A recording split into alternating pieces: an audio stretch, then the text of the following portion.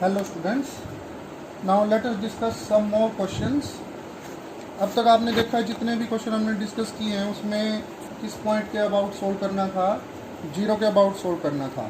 अब मैं आपको कुछ ऐसे क्वेश्चन बता रहा हूँ जिसमें कि जीरो के अबाउट सोल्व नहीं करना है। जैसे मैंने एक क्वेश्चन लिखा हुआ है, 15 क्वेश्चन है और इसमें पावर सीरीज सॉल्यूशन निकालना है किसके अबाउट, x इक्वल टू -1 के अबाउट। आपको याद ही होगा, पहले ही मैंने बताया था कि हम सीख रहे हैं किसके अबाउट, जीरो के अबाउट। और अगर कोई पॉइंट जीरो नहीं होगा तो हम उसको जीरो में क्या है चेंज करना सीखेंगे। तो मैं अब आपको इस पॉइंट को x इक्वल टू -1 को जीरो में चेंज करना सिखा रहा हूँ।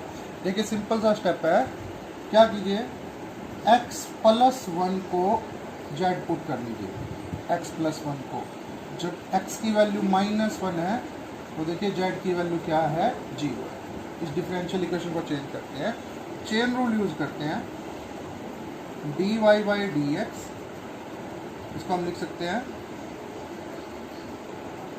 dy by D Z into D Z by D X. और D Z by D X यहाँ से निकाल लीजिए, क्या आ रहा है, D Z by D X है 1, तो dy बाई डी एक्स और dy बाई डी जेड दोनों क्या हो गए, बराबर। अब डबल डेरिवेटिव, डबल डेरिवेटिव क्या होता है, फर्स्ट डेरिवेटिव का एक और डेरिवेटिव। देखिए D Y by D X की वैल्यू तो निकाल ही रखी है, D Y by D Z. और फिर से चेन रूल थोड़ा एक्सपेंड करके लिख लेते हैं, वरना डायरेक्ट चेन रूल भी अप्लाई कर सकते थे। तो देखिए D Z by D x तो क्या आ गया 1, और ये आ गया d2y by D Z square. तो अब देखिए double derivative d2y by D x square तो किसके इक्वल आ गया है, वो तो आ गया d2y by D Z square के इक्वल, और dy बाई डी एक्स आ गया dy बाई डी जेड के इक्वल। और अब मैं इसमें चेंज कर रहा हूँ, x की जगह क्या आएगा, देखिए z -1, x की जगह z -1 रखे तो z प्लस 1 और d2y by D Z square plus Z D Y by D Z और -y इक्वल टू क्या, 0।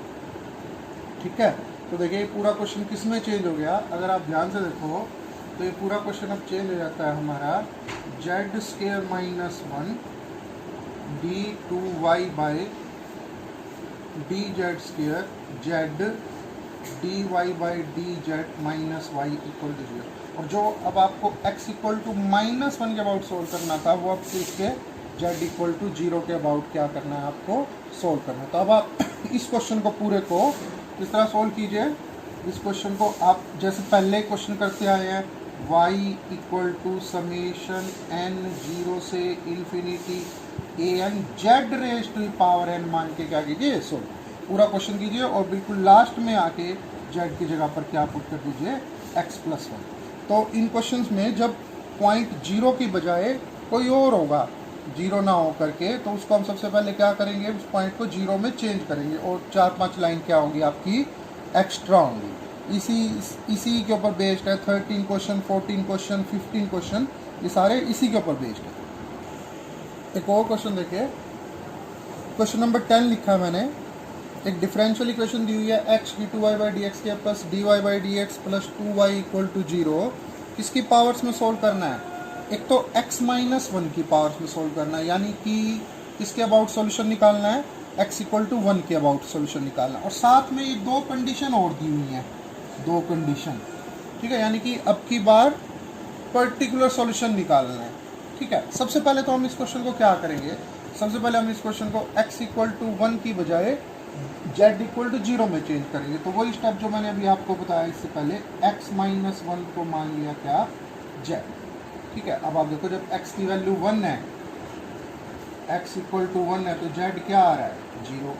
सेम चेन रूल से dy by D X dy by D Z into में D Z by D X, D Z by D X की value निकालिए, D Z by D X की value क्या आ रही है, 1 ही आ रही है। उसी तरीके से तो क्या आ गया, dy बाई डी एक्स और dy बाई डी जेड के आगे बराबर।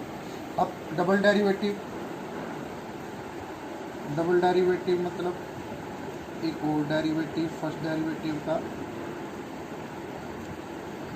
ठीक है, ये dy बाई डी एक्स की जगह आ गया dy बाई डी जेड। और अगर मैं चेन रूल अप्लाई करूँ यहाँ पर तो फिर से आपको पता है क्या आएगा, dy by d2y by D Z square और D Z by D X. और D Z by D X की वैल्यू फिर बाई चांस कितनी है 1। तो देखिए यहाँ से क्या बन जाता है, अगर मैं इन दोनों को देखूँ तो dy बाई डी एक्स तो मेरा किसके इक्वल आ रहा है, dy बाई डी जेड के, और d2y by D x square मेरा आ जाता है d2y बाई डी जेड। यानी मेरा ये क्वेश्चन किस में चेंज हो जाएगा, z प्लस 1, यहाँ से देखिए x की वैल्यू रख ली, d2y by D Z square plus dy by D Z plus 2y equal to 0। और अब पहले ये x इक्वल टू 1 के अबाउट सॉल्व करना था और अब ये किसके अबाउट सॉल्व करना है, z इक्वल टू 0। इन कंडीशंस को देखिए क्या दिया हुआ है, y की वैल्यू 1 है जब x की वैल्यू कितनी है 1, तो x की वैल्यू 1 थी तो ये क्या बनेगा, y की वैल्यू 1 है जब z की वैल्यू कितनी है 0। दूसरी कंडीशन क्या कह रही है, dy बाई डी एक्स की वैल्यू 2 है जब x की वैल्यू 1 है।